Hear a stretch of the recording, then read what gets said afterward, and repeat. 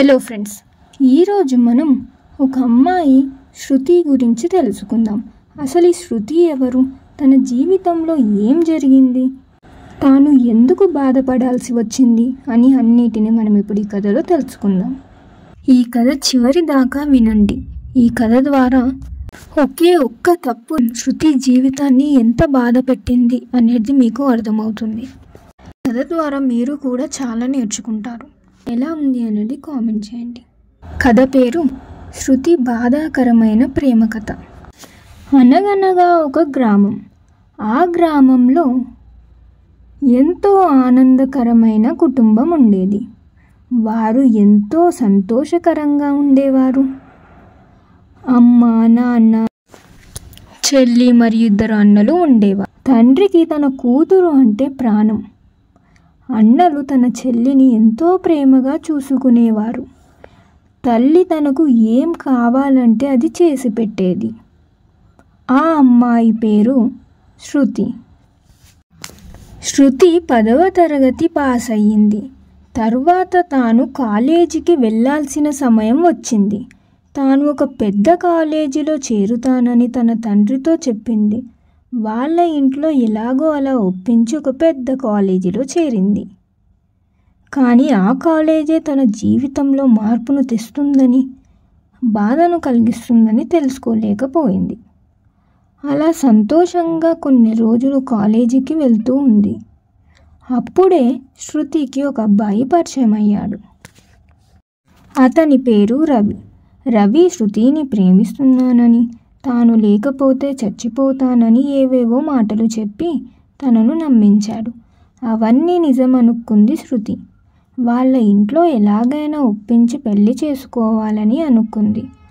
ఆ విషయాన్ని ఇంట్లో వాళ్ళతో చెప్పింది. తన తండ్రి మరియు అన్నలు అంగీకరించలేదు. తాను మంచివాడు కాదు అని, నీకు తాను సరియైన జోడి కాదు అని తన తండ్రి, అన్నలు ఎంత చెప్పినా కూడా శృతి మాత్రం వినలేదు. వాళ్ళ మాటలను నమ్మలేదు. ఇంట్లో వాళ్ళు ఒప్పుకునేలా లేరు అని రాత్రికి తన ఇంటిని వదిలేసి రవితోటి వెళ్ళిపోయింది.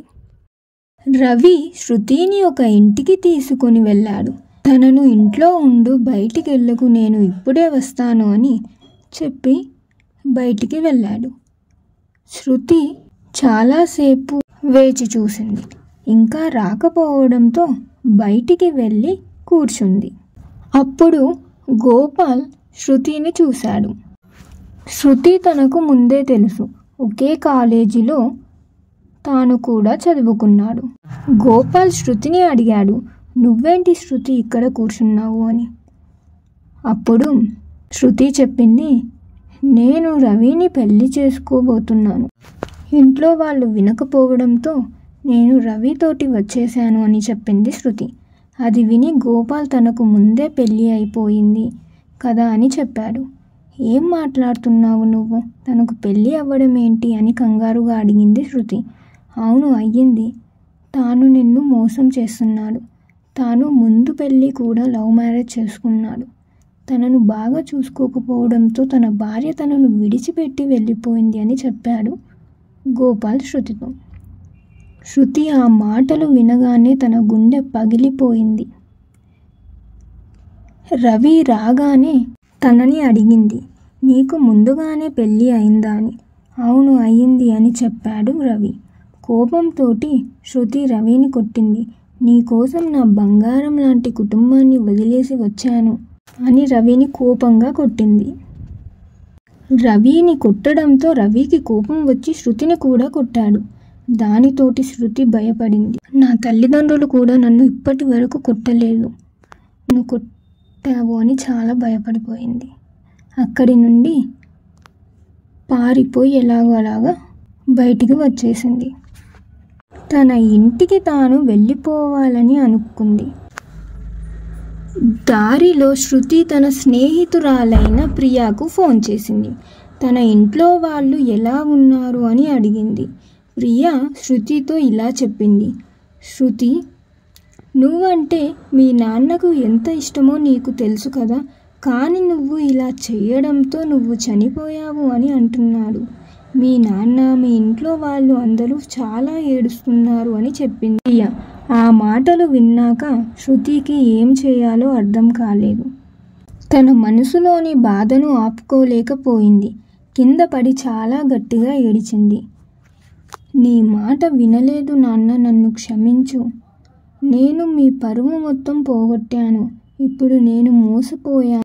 మళ్ళీ నీ దగ్గరకు వచ్చి నిన్ను ఇంకా బాధ పెట్టలేను అని చాలా ఏడ్చింది. సంతోషంగా ఉన్న కుటుంబం నా వల్ల ఏడుస్తుంది. నా ఒక్క తప్పు డెసిజన్ నా జీవితాన్ని నాశనం చేసింది అని చాలా ఏడిచింది. తన కుటుంబం తనను ఎంతగా ప్రేమగా చూసుకునేవారు. నిజమైన ప్రేమను వదిలేసి అబద్ధమైన ప్రేమ కోసం వచ్చి మోసపోయాను. 2 నెలల ముందు పరిచయమైన వాడి మాటలు నమ్మాను, కానీ 20 సంవత్సరాలుగా ప్రేమగా చూసుకుంటున్న నాన్న మాటలను నమ్మలేదు అని కుమిలిపోయింది. ఒక అద్దె ఇల్లు తీసుకొని ఏదో ఒక పని చేసుకుంటూ ఒంటరిగా తన జీవితాన్ని గడుపుతుంది. ఇంట్లో వాళ్ళు ఉండి కూడా తాను తీసుకున్న ఒక తప్పు నిర్ణయం తనని ఒంటరిగా చేసింది. ఈ కథ ద్వారా నేను మీకు తెలపాలనుకున్నది ఏమిటంటే, పైకి మంచిగా అనిపించిన మాత్రాన మంచివారు అని అనుకోకూడదు. ఇంట్లో వాళ్ళ మాటలు కూడా వినాలి. వాళ్ళు కూడా మన మంచిగా చెప్తారు. తీసుకున్న డెసిజన్ మంచిది అయితే జీవితాంతం సంతోషంగా ఉంటాం. అదే తప్పు అయితే జీవితాంతం బాధపడాలి. అటు ప్రేమించిన వారి దగ్గరికి వెళ్ళలేక, ఇంట్లో వారి దగ్గరికి వెళ్ళలేక ఒంటరిగా మిగిలిపోవాల్సి వస్తుంది. కావున ఏ నిర్ణయం తీసుకున్నా ఇంట్లో వాళ్ళని ఒప్పించండి, అంతేకాని ఇంట్లోంచి వెళ్ళిపోకండి. 1కి 100 సార్లు ఆలోచించి నిర్ణయం తీసుకోండి. ఇప్పుడు ఒక వీడియో పెడతాను, చూడండి.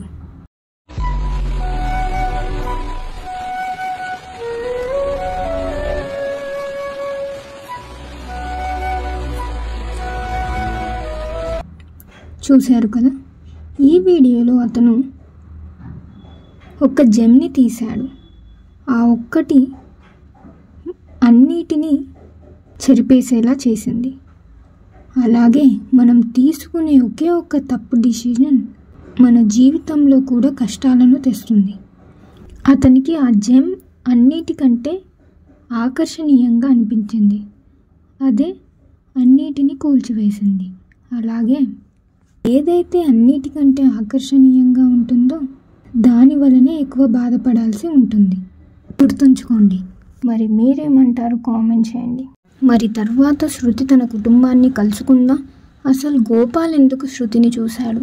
శృతి వెళ్ళిన చోటుకి గోపాల్ ఎందుకు వెళ్ళాడు అనేది మీకు మొత్తం స్టోరీ పార్ట్ 2 కూడా కావాలి అంటే కామెంట్ చేయండి.